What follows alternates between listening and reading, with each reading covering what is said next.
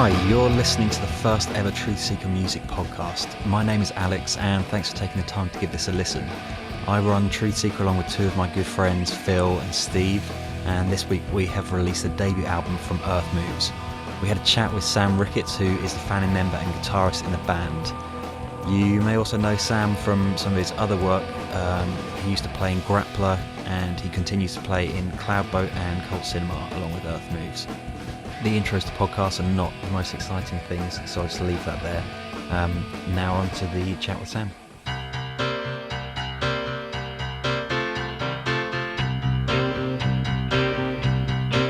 I feel the earth move under my feet. I feel the sky tumbling. When we drove back, it was when we drove back from Norwich and we fucking loaded up on Alco Pops, and it took like 5 hours to get to Brighton. I can't believe you didn't stay at Kubrick's house. Well, Sean had to pick up a hard drive in Brighton, but yeah, we could have stayed at Kubrick's house. I was all the secrets. I was gutted. I was fucking gutted about that. Are we actually recording that? Yeah. I was going to say, yeah, good, because this definitely needs to be involved. This can't go in. Well, I'll get another beer before we start. hello, Earth Moves here, and I'm not Earth Moves. Are we going to have like a little? If I trusted it or Are we not. going to have like a little intro thing? Are we having a jingle? I'll write something if it's going to be new metal. It's not. Please let me new metal. Oh, fuck. I'm on your side on this. Fuck. They were saying in the car. You're like, not on a fucking record label, you shit. Doesn't matter. Fucking new metal will be the death of you. All day long. No, it was All day long. the song I was going to stick on the either beginning or end was actually where you got your band name from. Were you? Yeah, Carole King. I felt the earth move. It's not what's from. I think we know your history a little bit better than you. Track number one, Tapestry, Yeah. 1917. 76, I reckon. Oh, is it?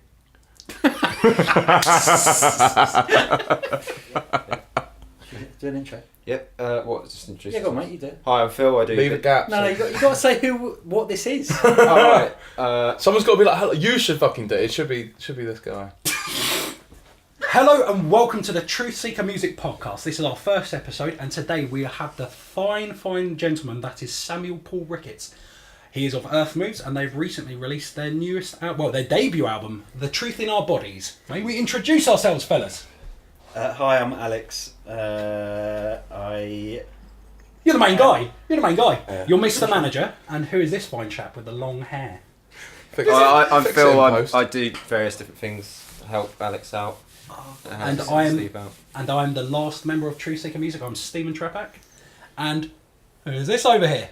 I'm Sam and I play in Earth Moves. How are you doing today, sir? Doing very well. I say well. Well, yeah. After all the attempts to fucking start this podcast, Jesus Christ. Disgustingly hungover, but feeling all right. Feelings are good. Feelings are good. Right, how shall we initiate this? Let's start with your musical history. How did you get started? What was your first instrument that you played? My first instrument was trombone. Trombone. I was year 3 primary school. Why did you... Well, okay, carry on. It's hilarious. I remember some brass, some brass instrumentalist came in and did an assembly at school, and he did like a glissando. I was like, oh, that sounds good. You were sold. That sounds like the musical representation of myself. Just going to sound all the way. There we go. So yeah, I played trombone a lot until uni. Actually, I studied classical music. I was pretty much dead set on going into doing a master's in performance, maybe going into like an orchestra or something. And it was only when I started playing gigs with various other bands after uni that I realised I found it more rewarding and just a little bit less regimented. I think I never really had the discipline to sit and play for 4 or 5 hours a day practicing scales. Just didn't. Well, no, that's why you're a terrible musician. No, but like with the Earth Moves, you wrote the material, didn't you? Did you write the lyrics and the music? I wrote the band initially. After my previous band Grappler split up, I sort of just found myself sort of just playing guitar at home and ideas come to you. You know, when you pick up a guitar, your fingers go to specific places. And after a while, I had sort of some ideas that I thought this could be a record. And I then met with Gary, who I'd met when he was playing We Never Learned to Live, which he still does along with Mark. And I think I had like the whole songs in my head, but I only had the guitar parts. So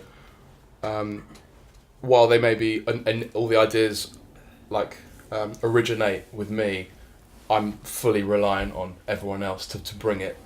Right. Okay. Yeah. So it's not completely written and then you take it and they. No, my parts are. Yeah. But it's like everyone very much is like a solid like pillar of the band. Like they all have sort of. When we were making the record, everyone was free to sort of bring their own. Well, there's a reason. And lyrics, I'm absolutely useless. Well, the reason I was asking that was because I was just interested into then go on to what was your first kind of like attempt at composition? Was it for the brass instruments, or was it like when you first picked up a guitar and you started working in bands? Did you actually ever compose any pieces before then? So I did bits of, obviously at school and at uni there were bits of composition. I always kind of enjoyed it, but I don't think my heart was really in it to write classical music. I found it really difficult. Well, I guess when you're young, you haven't necessarily had much life experience, so like there's nothing to draw from there as such, and it's kind of potentially just aping other types. And I think in classical composition, it's very much you sort of have to know all the rules before you can properly break them. Yeah. Whereas with a guitar, you can just pick it up and just make a racket, and that's normally the best way of doing it. That's a rule I follow to this day. As we all know. Rule number 1 of Truthseeker is there are no rules. Rule number 2 is make a noise with your guitar. Yeah. So the first I heard of Earth Moves was Steve. We're going down to Brighton. I think we're having like a band press in Brighton, and Steve played this demo, which was with Brett on vocals. Yeah. Brett of We Never Learn to Live fame. Brit? Yeah. Brit? Prison?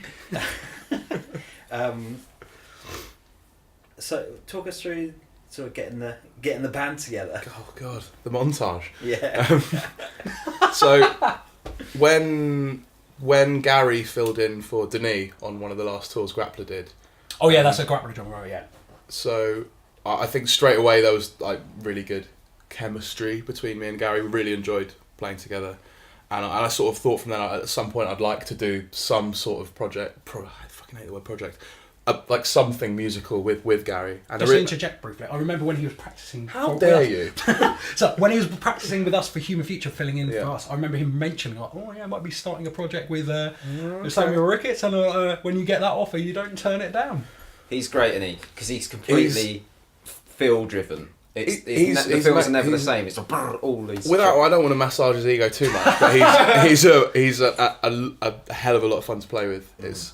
It's great, and playing in a band where I think he has a really nice tendency to pull the time around a bit, even like within a bar, sort of. Yeah. You start and end in the same place, but it's very like fluid in between. I know what you mean. That's something I think comes across, kind of especially in the live show. It's been interesting hearing how, like, because I actually saw him and the We Never Learn to Live's a band before that at Heavy Fest. Right. And so seeing them sing We Never Learn to Live and then seeing his drumming in Earth Moves, you can see the development. Obviously, he's never really been doing blast beats before. Yeah, Also, the first time we jammed, I still remember it. So I basically was like, I've got sort of 20-25 minutes of music. Do you want to just book a room at Brighton Electric and sort of see what happens? And he was an hour and a half late for a 3-hour rehearsal. Sounds familiar. And we, at the end of that hour and a half, we had Cillian, which was a track we released before the album, House of Flowers, and There Was an Apple Orchard Here. We had all 3 tracks, and they were pretty much as they were in that rehearsal.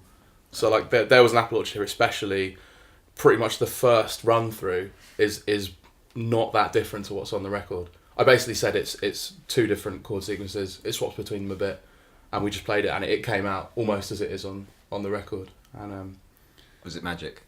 I mean, I don't know. In what kind of magic? Like dynamo? Well, or like well, it sounds like it's magic, Sam. I mean, it's.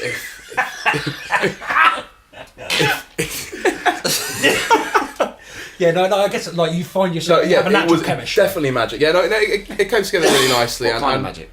What kind of magic? Paul Daniels? Black. It's like voodoo? Yeah, what was that noise? I stopped off with a Haitian witch doctor on the way. So It's interesting you said that, because I felt very sort of lucky and thankful that he was willing to like play music with me. So it's nice that he was also excited. He's very much the same. Like having spoken to him, he was like, "We're not worthy." Really spoke about you. Waynesville references, yeah. But I mean, that's all being in a band is, especially like the sort of Definitely DIY sort of level we're all at. It's all just you're all anxious wrecks most of the time, and everyone's nervous. And You could describe spend it most of your time worrying and overthinking everything. And you could almost using it tentatively. It's kind of like it's almost a super group of sorts. So like you're working with, in terms of you're working together with people in bands that have already kind of established themselves. And so you already are aware of them. I prefer the term group. That's why I meant use it very tentatively. But like, it's again, you're already respected people. You're so to fill in the gaps after that, Gary said, I think Mark would be up for this. And I was I remember being a little bit taken aback, because at this point still, I'd only really thought maybe we'll record an EP, we'll put it out online. We won't do shows or anything. And then Mark came along to the next practice. By this point, I think we'd learned a couple of the other songs I'd already sort of prepared, and so we're there within a few rehearsals. Mark's sort of written some bass parts, and we basically had the album like quite early, fully rehearsed and instrumental without a vocalist at this point. Did you have songs that you'd written that actually when you started to flesh them out, they didn't really make the cut and like sort of got left behind, or are they all? Not really. Everything, I'd say like almost everything made it. There's a section in Iridescent that we just cut because it was just getting too long, and in practice we kept like forgetting to play that section. We kept going into the riff at the end. It's like, actually maybe this is how the song's meant to sound. So through process of natural selection. That section just died left it at the wayside. It's a good way to work.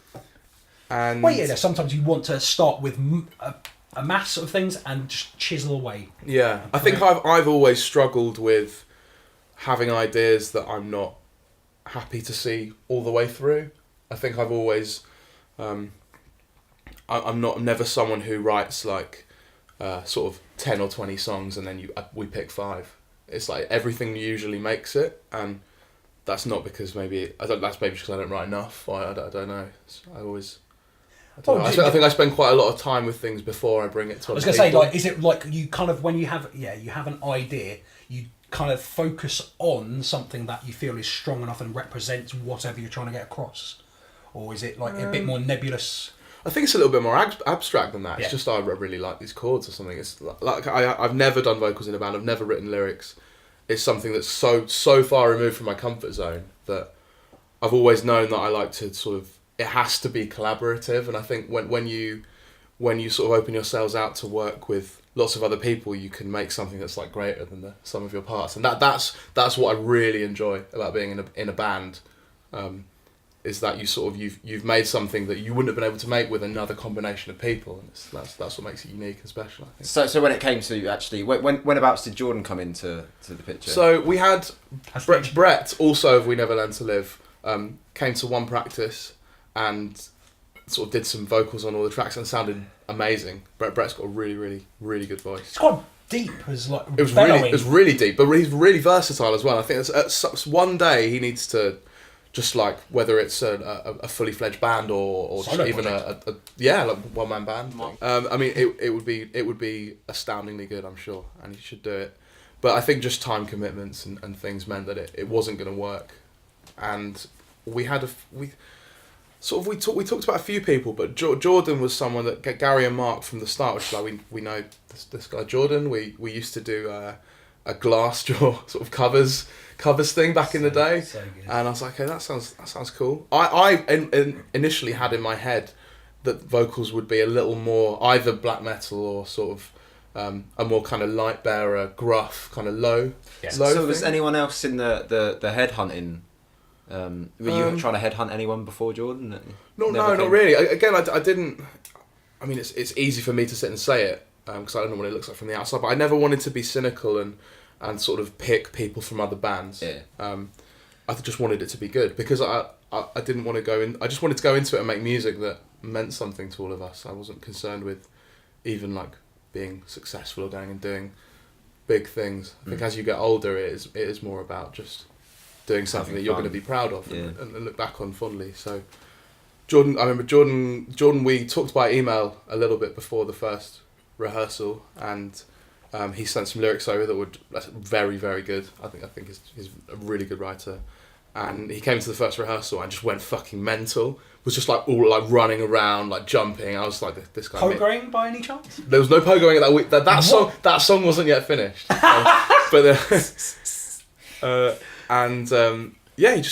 could tell he meant it like straight away. Yeah. And I think anyone who's played in a band or anyone as we all do and have, vocalists, I don't know how they do it because there's nothing to hide behind. It's scary, isn't it?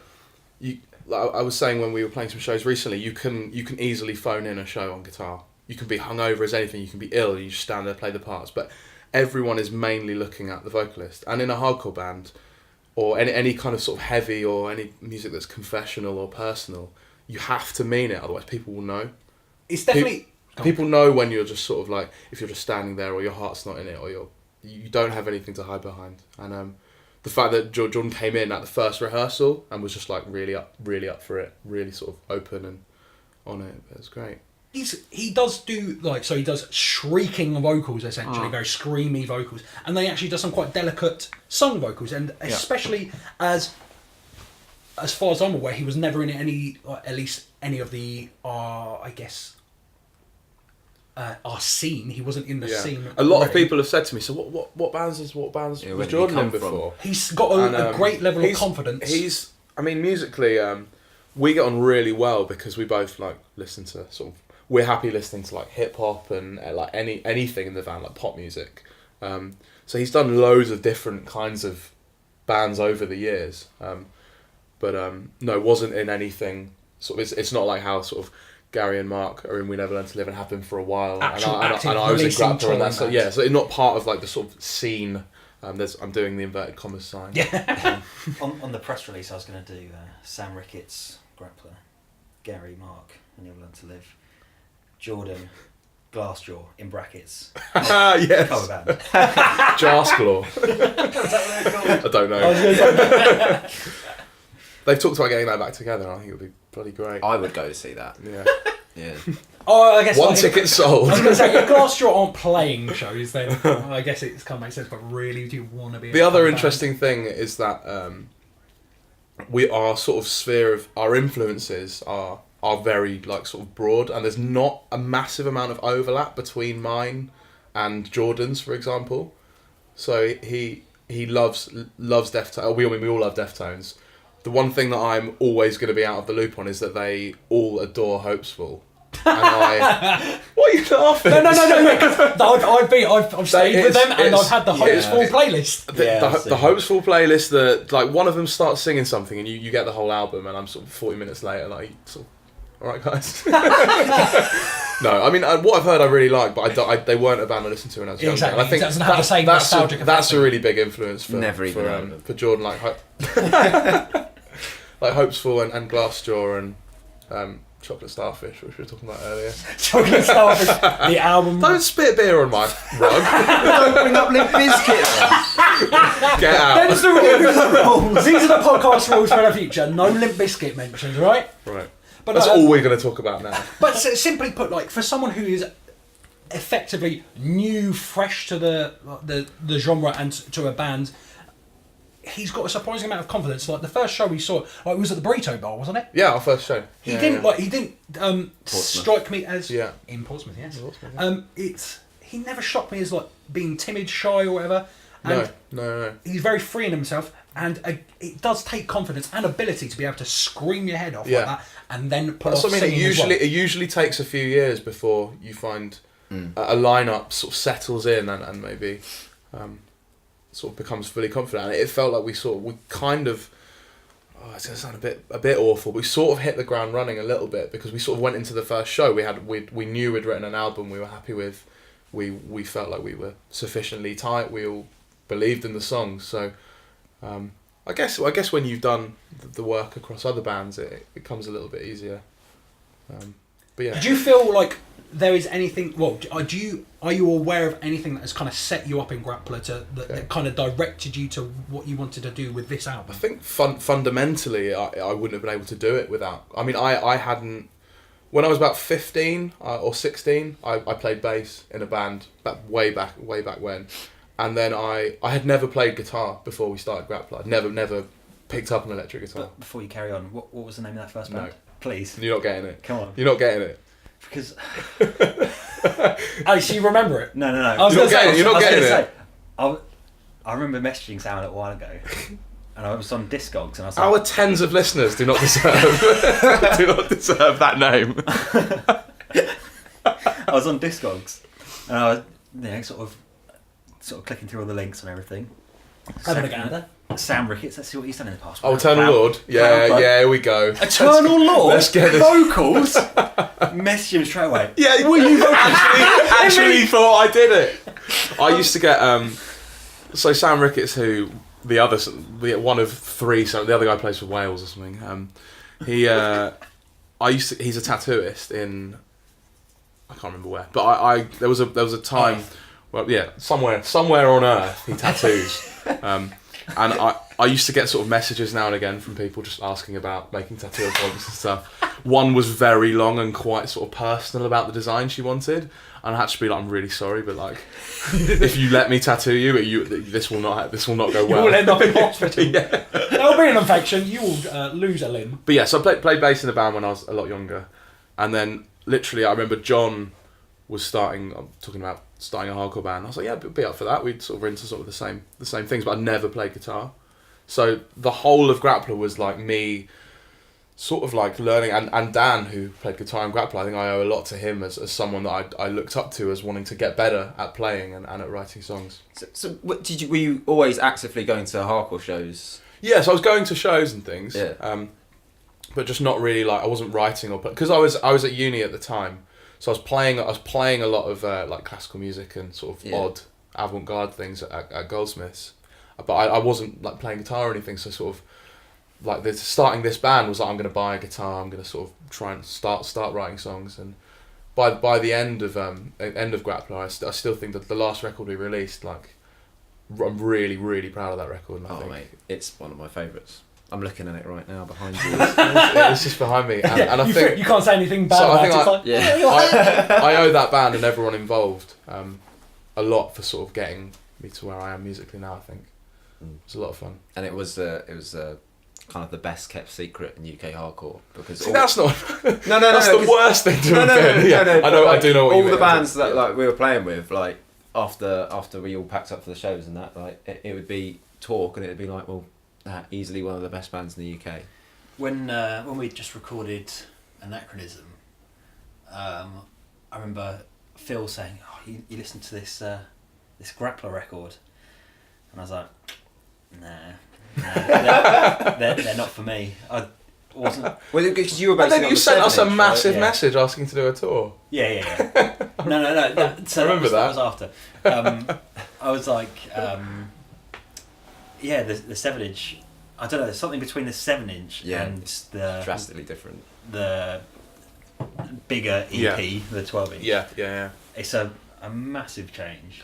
And I think we always had, and what I learned as well was, I think we had a very democratic and fragmented writing process in that band. Where fragmented how? Do you mean time? Just at the time. Yeah. So John was at uni in Leeds for most of the band's sort of time. When we were a little more established, when we were making records and playing shows, John a lot of the time was coming down from Leeds. So, like, geographically, we were a little bit spread out. We didn't really regularly practice. We didn't really write anything outside of rehearsal to then bring in. So a lot of it was sort of done in the room. And I think that put a lot of sort of pressure on people, because you guys will have done it where you've got in a room and played together. You can tell if someone's not quite feeling it as much as everyone else, and it does. It's always Phil. And it does make things more difficult, because if two of you are excited, and someone in the corner is sort of maybe not having as good a time, then it can sort of kind of slow things down. And I mean, I wouldn't change anything about what we did and how we did it, because I'm so happy with the result. But I think it gave me the confidence moving forward to say, actually, I'm quite interested in having a little bit more done in advance, and then having people that I sort of believe in around me to sort of help. So is that how you feel it's kind of influenced Earth Moves in a way, like having something a bit more prepared, still not like entirely prepared, but a bit more kind of pre-thought through rather than in the moment? I think it sort of just gave me the confidence to be like, actually, I'm going to sort of take on a bit more of the writing and do it in advance, and then find people who are happy with that being the setup. So, from the start, knowing that this is the kind of rhythm and routine we're going to go with, and I mean, it works great for them because they have another band who, again, have a very different way of working. They still have an outlet to be able to express themselves, and also I'm never telling them what to play. I mean, some of the parts are going to be suggested, so there were definitely sections where I was like, a blast would be cool here, like, and it's worked like that. We've never disagreed. What I say that I never felt stressed making this album. It was fun from start to finish. The recording, the writing, everything. It never felt. I sort of said because when Grappler split up, I almost said to myself, I don't want to do another band like that. I'd go to shows at the Unicorn and you'd have like 8 bands worth of gear like strewn across the floor, like thousands of pounds. It just gave me like a fucking panic attack. I panic attack thinking about it. And then as soon as you have some music you believe in again, it's like, oh, here I am fucking playing toilets again. You can't get away from it. You really can't. No. You really can't. But, so you mentioned earlier that Jordan sent you lyrics. I was under the impression that you wrote the lyrics. No. So like, can't write for shit. So it was literally a case of before, when Brett was involved, did Brett write his lyrics? Yeah, so Brett had some lyrics as well. Did those lyrics survive when Brett left, or did he take them with him basically?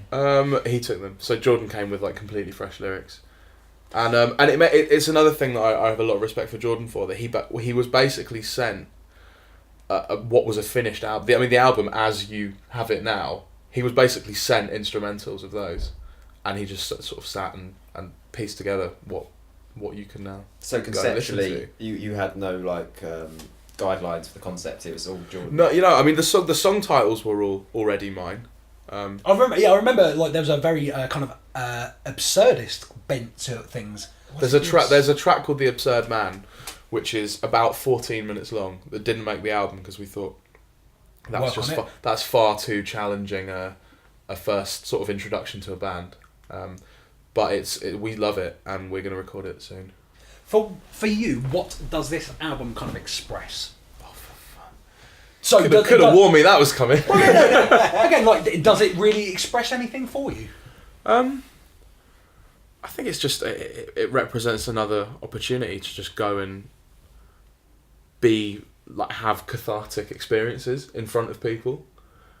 So that on the live front, obviously, and then it just, I don't know.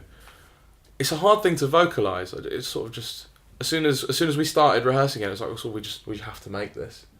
And I remember it was almost when I was talking to Gary after a practice. He was the one who was like, we should gig this. And I was like, well, really? Like, you want to go and play shows? I don't know. It's a really hard. It's a nice but very difficult question. It's hard to put into words because lyrically and thematically, I mean, the song titles, a lot of them are just the working titles that I gave them originally, because I don't like to give things like sort of like arbitrary or jokey working titles, because I think giving something a nice title straight away makes me feel a little more engaged with it.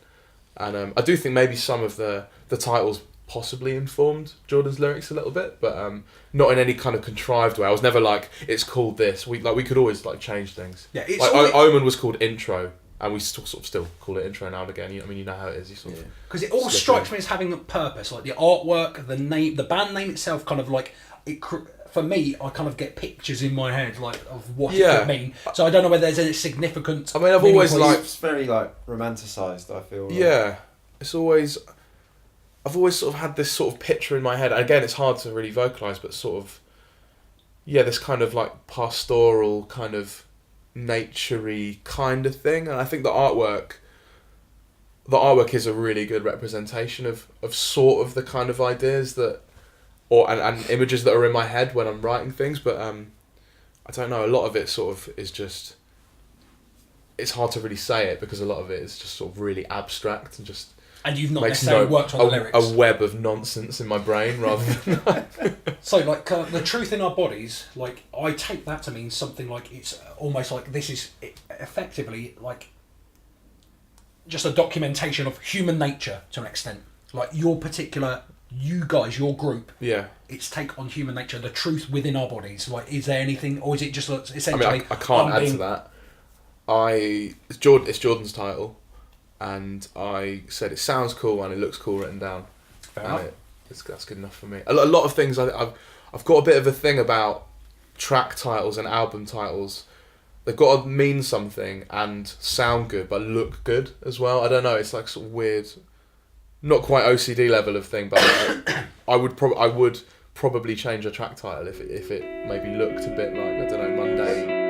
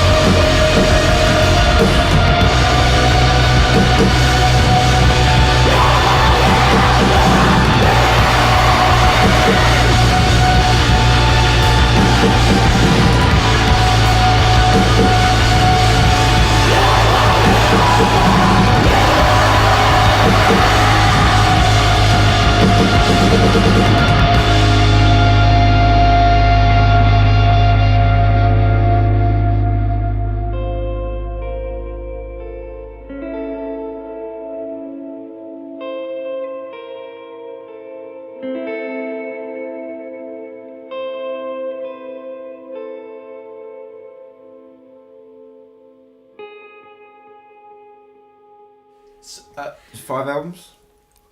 that is not the best way of announcing your exciting feature. So Should we have introduced this as a pilot rather than episode 1?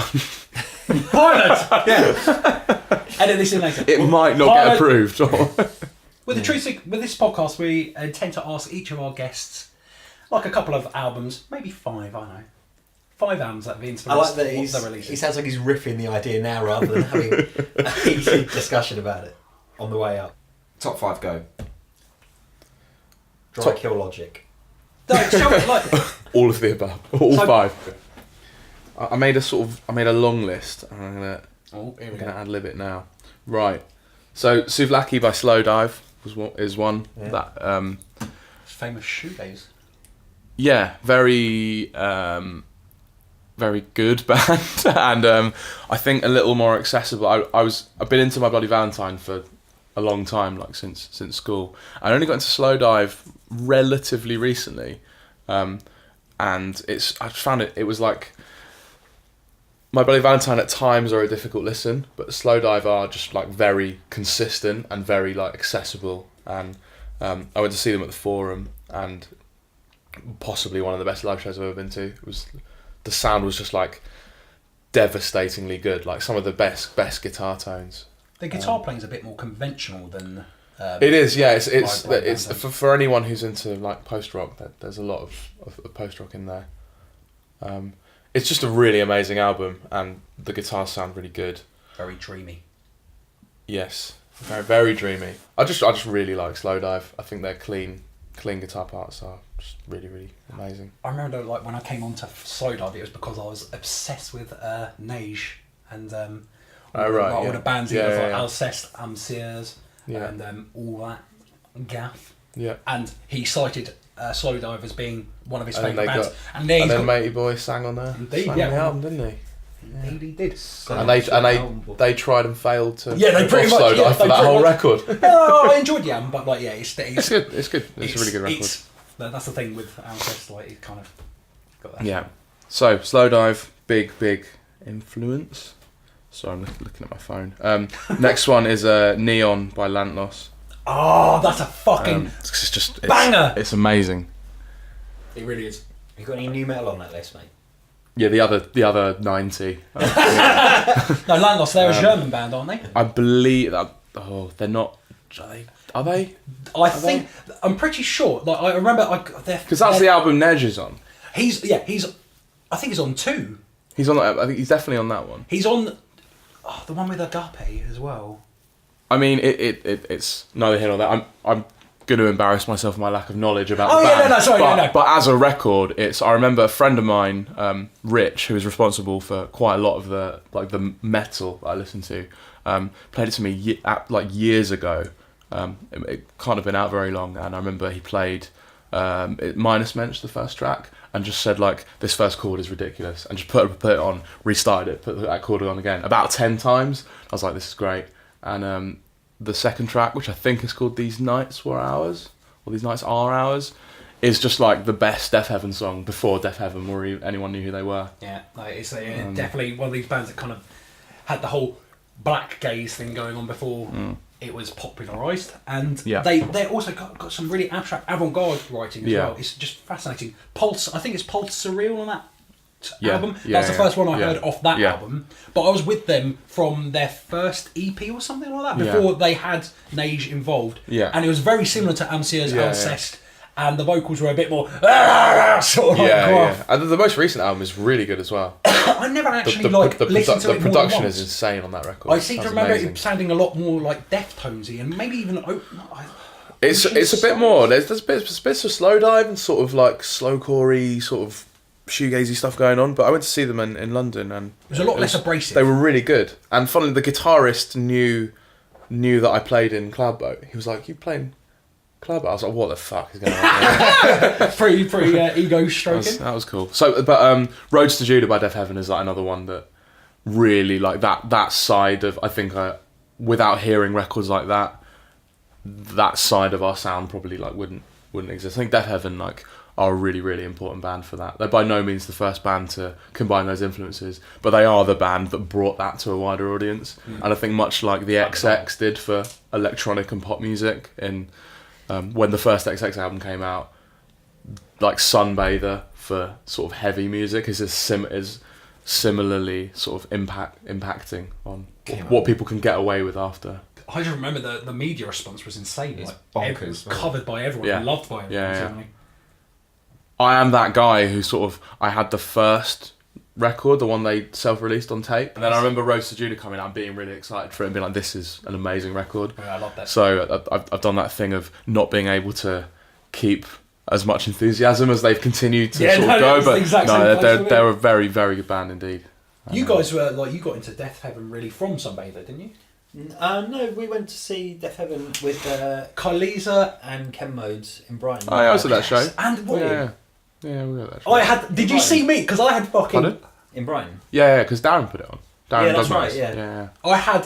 That was the first time Grappler met Darren, and I think we picked up test Really? presses for Callow at that show. Really? Mentally. Because I bumped into the Bast guy there. I was like, you're in Bast, aren't you? Oh, And he no was like, way. Yep. And It's a good then I band, was- Bast. That's a good segue into my next album. But Let's carry go. on, it was there more? Was there Well, like, I basically, I was just wearing fucking, like, arm braces. At that point, I wish I hadn't asked if there was more. Because I'm RSI from drumming. So the next album that I was listening to a lot when we made the record is Foundations of Burden by Paul Bearer. I don't know who the fuck they are. That's sort of the kind of the slower stuff. I think you can hear it. Like maybe the end of Iridescent is a little bit. You had some very doomy moments in this. And yeah, the opening track as well. I've got a big soft spot for bands like sort of Swallow the Sun and Saturnus and very sort of earnest, melodic, sort of like Death Doom, which is like probably like the least cool music anyone can make.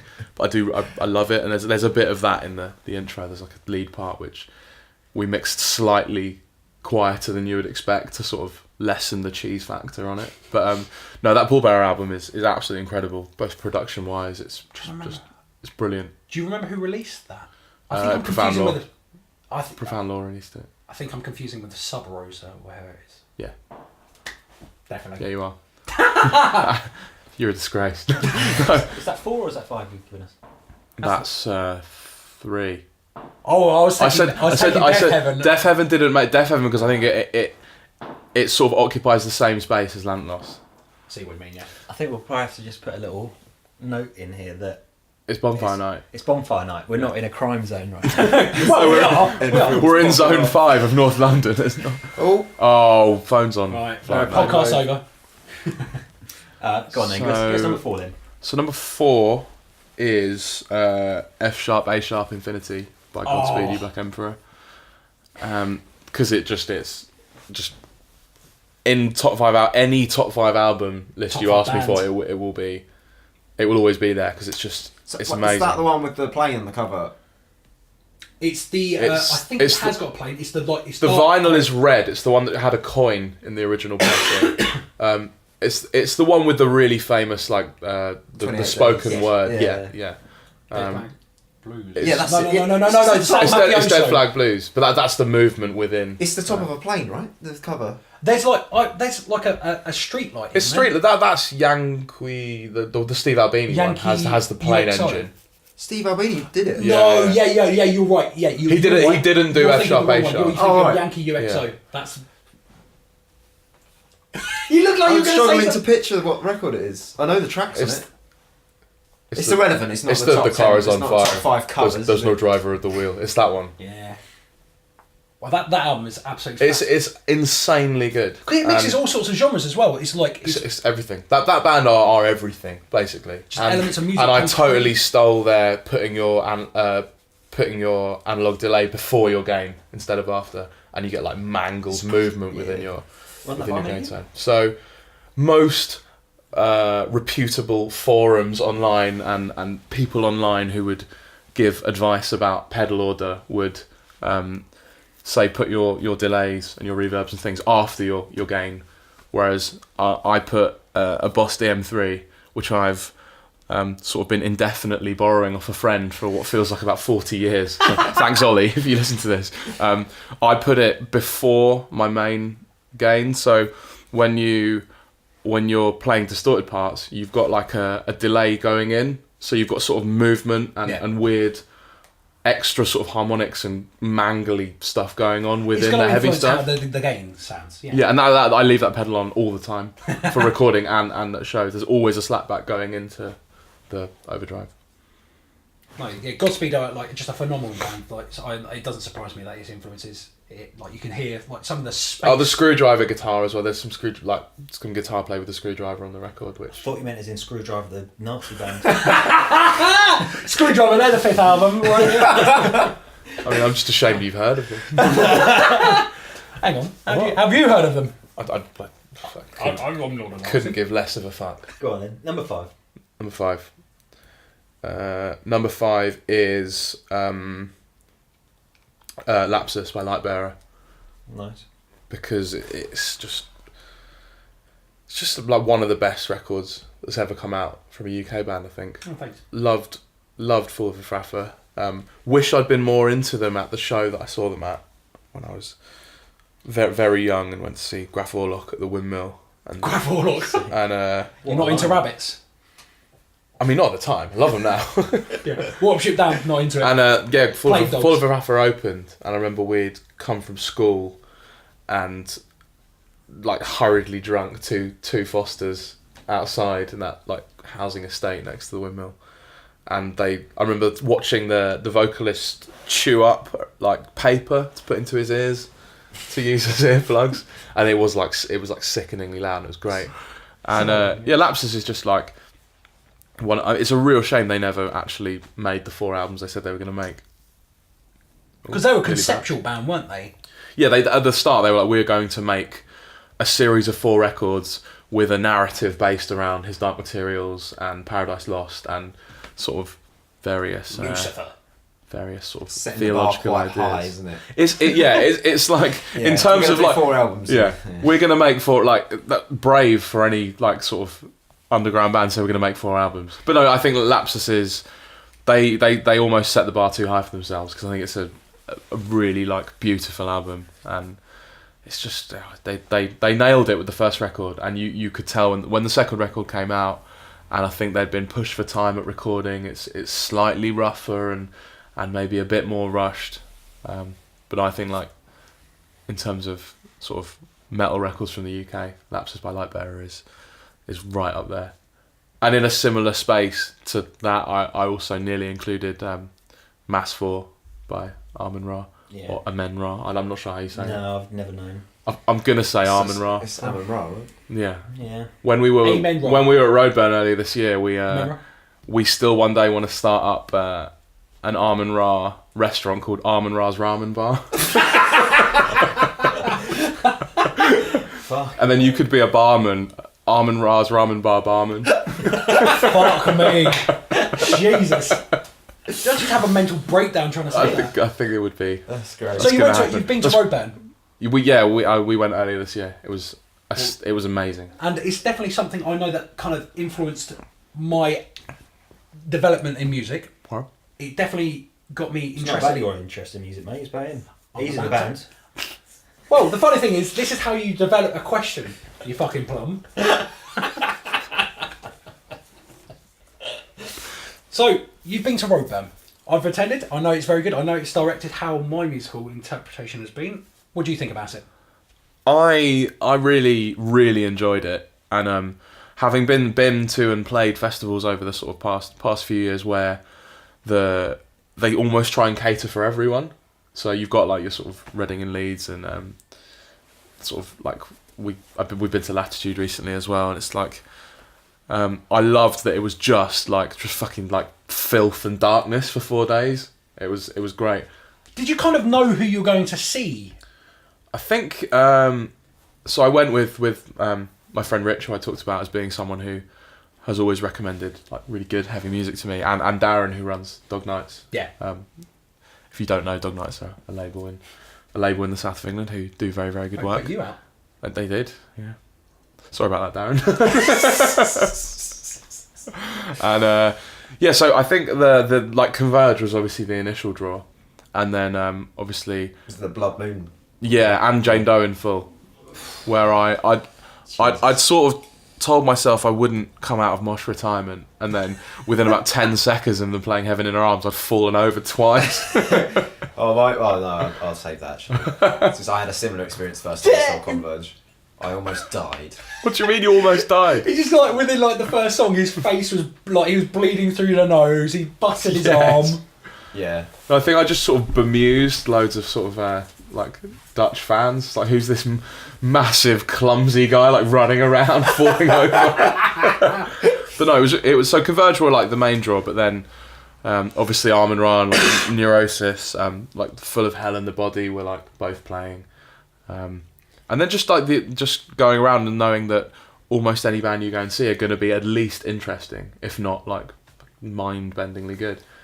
And the Ulfsmesser, like Icelandic black metal ritual set in the church at like 1:30 a.m. was possibly the best set of heavy music I've ever seen, and I still don't know what any of it was. Exactly, like because that's kind of the thing that I felt about it. It introduced me to these just completely obscure artists who are just doing something that's fucking amazing, but like you wouldn't have heard about them otherwise because they're not a band that gets PR. Yeah, doesn't get, it's one of those festivals where magazines. people can go and play at Roadburn and have an audience where they may not. A little bit like Arctangent, where some of those bands will go and play like to very like sort of smaller, modest crowds all year round, and then go to Arctangent, and it's literally like everyone in the country that would like those bands go every year, and it's like a massive celebration of sort of niche, odd music.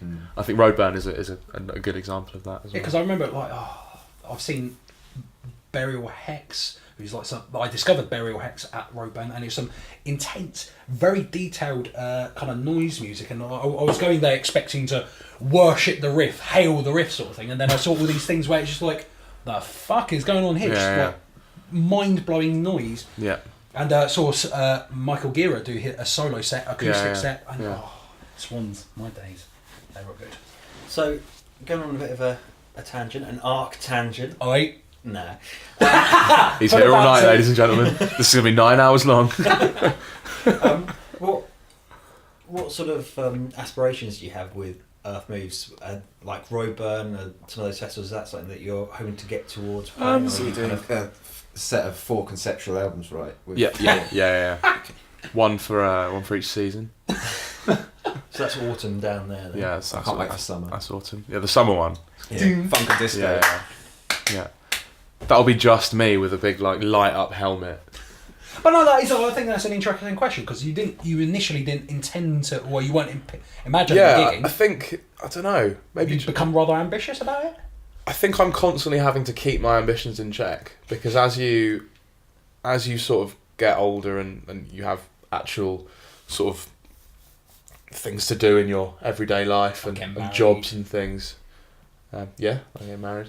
Me and Steve and I are getting married. I do have a photo of you two that I took earlier. It looks like you were on a Tinder date. You were when I did get engaged. You were the only person to do the Facebook angry reaction, and there were quite a few people who were like, "Who is that? And what's his problem?" Thinks you got a massive issue. Oh, I really hope I didn't offend your future wife. No, I was offended. No, I don't care about you. Your wife. The old wife. Steve, have you secretly been seeing her behind his back? Look, I'm not saying either. He's been non-secretly seeing me. It's been very open. No, so I think it's about sort of that constant mix of having to be realistic, like very economical with your holiday and your time. Obviously, like deep down, I'd like to do as much as possible. I'd love to go and play Roadburn. I'd love to go and tour for like 4 months in Europe, but it's not always feasible. But having said that, if the opportunity presented itself, all 4 of us would like jump into it straight away. So, hello, come on, Gary. So for anyone listening, we should fill in that I'm the only member of the band that was able to make today's podcast. But we can see that Gary, who plays drums, is currently playing Fallout 4, and we've sent a request to watch. So we'll keep you posted. Can he do the headset speaking? I don't think he has a headset. That'd be hilarious getting Gary on this, just talking through Fallout, just the most fucking broken up Yeah, of chat. course you can. Oh, thanks, mate. But no, I think what's been really nice about working with you guys was just like like I said, that making the record was sort of just fun and easy and just like hanging out with mates. Is that you think you said you'd put it out before you even heard it? They did in Portsmouth, right? You were like, I'll put it out. I was like, cool, done. No, I think what happened. I'm pretty sure like, you played me, like you sent me demos, and I was like, Maybe this is very fucking sick. early And on, yeah. I told him like, Yeah. this is really good. I don't think I've really ever properly spoken to you before. Like maybe like hi at a show, and then I managed to get my way into Arctangent. Oh yeah, yeah. That was. Yeah. So anyway, I was there on my own, and then I saw you. I think We Never Learned to Live about to play. We were hammered already as well. I'm really not. Is that the only reason you talked to me? And I think I was with Tom. Yeah, you were with Tom, and you introduced me. And you're like, oh yeah, he does this this label, Truthseeker. Yeah, and you sort of. It's big time. I was really, a big fan of your stuff with Cloudboat, and I think I was a bit geeky and like, oh, I really like. You were well geeky. I really like Cloudboat, and you're like, yeah, I like your label. We should do something together. Oh, was that the sound of ejaculation? so anyway, That seemed we never to got be- to release. Cloudboat, yeah. We never got to release the Thanks a lot. Cloudboat record, Thanks a so I lot. was like, this will have to do I'll then. give you something one day. Yeah. Oh, well, I guess we can put this track Oh, on. yeah. Get some scraps. Earth for you. moves, whatever. I'll do the noise tape. I Already can't said that one. remember. That was where when I first properly chatted, Yeah. and yeah, I think you were like being a bit nerdy and nervous, and we were just being a bit like beery and rowdy. I don't really remember at what stage you asked to release the album. I'm pretty sure I always told you I just kind of cheekily we're releasing it Yeah, just like yeah we're releasing it, fuck it, just be Yeah, like, if you sort of just informally say it enough, it just it becomes becomes true. a written You're decree. just- Just waiting for that They are advance. releasing that, right? I've been told. You're never getting when's an that advance. coming in? Never. So moving on from what I was saying about it sort of being an easy and fun process, both working with you guys as a label and making the record. I think we tried to sort of keep that across the board as well. So I do want to sort of thank Paul from Through Love, who's handling releasing the record in Germany. They're doing really, really good things, and I'm looking forward to finally getting over and sort of meeting him at some point. Joe Clayton, who recorded and produced the record, because anyone who's in a band in the UK should just go and record with Joe, because he's the best. And a good story was that when we were recording, I posted on Instagram a photo of Joe sort of bent over the desk, and I think that the hashtag was dat ass with 3 S's. I got followed by an Instagram page called Dat Ass Life, which has about 400,000 followers, based off a picture of Joe sort of bent over a desk. So, I mean, if that's not something, that's not a seal of approval. Nothing is. And then Rodrigo Almanegra, who did the artwork. He's an absolute dream to work with. I think he did an amazing job. What other artwork has he done? He's done he did. Did he Grappler stuff? He did some Grappler merch. He's done some merch for With the owl? Cloudboat. Yeah. That shirt with the owl. He did the We Never Learned to Live, the self-titled Yeah, of course. EP. Disembarked. He does all the Dawn Raid merch, which is unbelievably good. And he's done this cult cinema artwork, hasn't he? So Cosmic another Horror. band that I'm playing bass in at the moment. He did they're called Cult Cinema. He did the artwork for that as well. Because they're a band that were about before, and they've come back. And I remember John posting pictures of him playing bass with them. They've been about for a long time. Originally, John's brother Nick played guitar in Cult Cinema. They sort of laid dormant for a while, and then are now sort of active and playing shows again. And John was playing bass. He's relocated to Brighton, so I had to sort of duck out. And I was like, I haven't played bass in years. Could be fun, and it is fun. It's an interesting experience for me, because I still feel like a fan, even though I'm playing the shows. So, they're really good guys, really good band. The second I'm track as well excited on Cosmic Horror 1. That is. Yeah, it's cultcinema.band. I should do all the plugs now. Go for plugs. Cult Cinema on Bandcamp as a new release. The Earth Moves album is on the Truthseeker Bandcamp, the Holy Raw Bandcamp. You can buy vinyl and shirts and things either from us or directly from any of the labels involved. I play in an electronic band called Cloudboat. We released an EP in October, which is called Man of War. That was really, really fun. Marianne Hobbs is all over that, mate. Marianne Hobbs loves it. We actually worked on that with James Kelly from Altar of Plagues in Berlin, which was and wife, isn't it? Which was and wife now. That was really, really fun. Three different bands that I've played in have been lucky enough to release music within about 3 weeks of each other. So I feel promotion disaster. It's pretty. Take a deep breath now. The amount of like Instagram or Twitter posts I've done from the wrong account is like astronomical. Okay, so following on from the point Phil made earlier about like kind of Marianne Hobbs promoting Cloudboat, how did Cloudboat get to where it is now? What was its origins? I seem to remember you mentioned to me it started as a sort of like you were into metal or something with.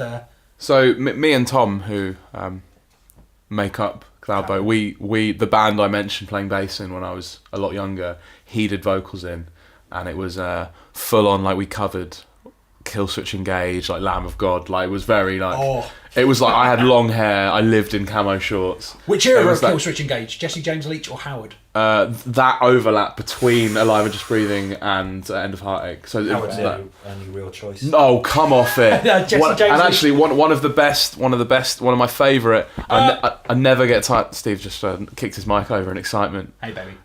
One of my favourite moments that I found myself in as a result of playing in Cloudboat was we played Pukkelpop in Belgium, and we watched Killswitch Engage from the side of the stage, and I was about like 2 meters from Adam D with his like do-rag on. And it was like, and lots of other people from like other bands who obviously like were into metal, like a Dom who plays in Mountain Kimby came to watch as well, and it was just really fun. It's like, how have we ended up here? And it's Jesse singing the Howard songs from End of Heartache. It was just perfect. Jesse's really good. Jesse's the boy. So I played in a metal band with Tom when I was younger. We both went to uni. He went to Bath. I stayed in London. Came back, and I remember just sort of really like off the cuff, just chatting about should we get together and just like write some stuff, and we did and recorded it. And I went to uni and school with James Blake, who's like still a really good friend of mine, and he sort of got us in touch with R&S, and just we did some tours with him, and sort of we're right place at the right time, I guess. Just sort of snowballed, and post dubstep again. I'm doing inverted commas was a thing. It's very, very quick ascension, wasn't it? And quick ascension, and now it's I don't know what it is, where it is now. Well, it's like you say, Mount Kimby, James Blake, yourself was all part of that big movement, and the ascension was very rapid. So and then I think we did a lot. We toured a lot. I think like we still sort of. I'd say the live show is more important to us than recorded, because we're not producers. We've always sort of relied on having either someone to mix or do additional production around us. But no, I think we've always found it as cathartic as playing in a heavy band. Like the best Cloudboat shows are probably the best musical experiences I've had and probably will have. Like they're really, really good. And that's something that we got that year where we did Pukkelpop. We got to play like Latitude. I think we did Festival as well, and we did Pitch in Amsterdam, and we went a day early, and I did some trombone with Mount Kimby, and then Massive Attack were on after. I was like, well, this is really fun. Living their dream. Really fun. So I've got friends who are like mainly into like electronic music. Yeah. And then I mention them, they go, oh, you know Cloudboat? And I'm like, yeah. I'm just about to put out this like a melodic death fucking black metal album out by this guy Sam. He's actually in Cloudboat. And they go, what? I've always quite liked keeping things separate. Yeah, no, I think that's because I've never had a preference for one or the other. I think like it takes quite a lot for me to commit to doing something. So once I'm in, like I'm in. Like it's not I don't have a favourite band. I don't have like one I'd rather be doing. It's if I'm doing this one, I'm doing this one, and I'm going all in on it. So. Literally the only thing about having releases out around the same time is just staying on top of making sure we're telling people over and over again that those releases are out, because it's the social media side and that sort of pissing contest that being in a band has become. That's sort of the only real sort of hurdle to get over, really. Do you think like your achievements in one band has gone on to give you prestige or acknowledgement in another band that you wouldn't have got without it? I guess that's a bit of a hard one to judge, because you just... I mean, it definitely doesn't feel that way. I don't know whether... And I don't want to sound like overly self-deprecating. I don't think there's that much overlap. I don't think anything has been like successful enough to a level where they would bleed into each other that much. And musically, there's not much overlap. Yeah, I mean, that's obviously quite different from the like Grappler and... it's really... Earth Moves is obviously close to the Grappler, but still there's a distinct difference. Yeah, and I think where with Earth Moves, I didn't want it to...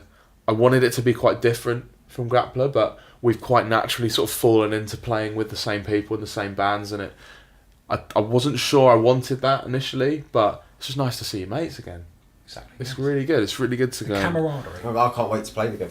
Yeah, absolutely. An interesting thing to kind of like maybe end on is like, so you started with the brass instruments and the orchestral sort of stuff. Do you see yourself potentially... I would say that Earth Moves, you can hear your classical influence on it. Okay. I can hear it somewhat in the writing. Do you ever see yourself kind of like maybe taking that on? Because you said it was a bit too regimented and yet that to do. Yeah. But do you see yourself kind of going back to your origins, I guess, or trying to...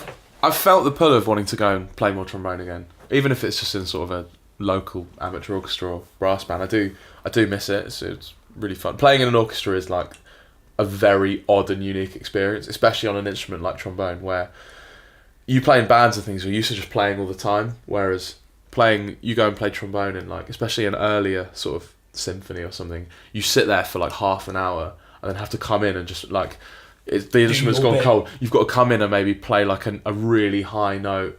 You're sitting in a church, your instrument's gone out of tune, and like come in, play quietly and like high, and it's like a different kind of adrenaline to playing like a hardcore show or playing like a club or something. But I do miss it. I wouldn't say no to going back to it, but likewise I'm not massively eager to get it out and start practicing again. Not least because it's one of the most anti-social instruments to practice at home. When my final year at uni, I lived with another trombone player and a trumpet player, and the neighbours were not happy. Do you see it being something that you could potentially merge with something like Earth Moves, something you could feature in? Or are you going to kind of try and keep it a bit more in the moment with that? I think it's then like, think it out. I think it's like, don't think too far ahead. I think there's so many. It's so hard enough to get everyone together and coordinate a band at the best of times that to say like I want to do a fucking album with an orchestra in 8 years' time. I mean, on paper, great, but I don't even mean with an orchestra, but potentially just using S&M. what you know. do your own S&M. Right, we'll do it. Or at least that. Yeah. Right, so the way we're going to end this is we're confirming our next I release. should drop in that the band name Earth Moves is from an opera. So I'm pretty sure. Not from Carole King. I was going to say I thought it was from Carole King. did you actually? No, that's the rumour I heard on the You think internet. that Earth Moves? It's not Earth Moves. Actually, it's from an aria from an opera called Peter Grimes by Benjamin Britten, which is possibly one of the best things created ever, and you should all go and watch it or listen to it.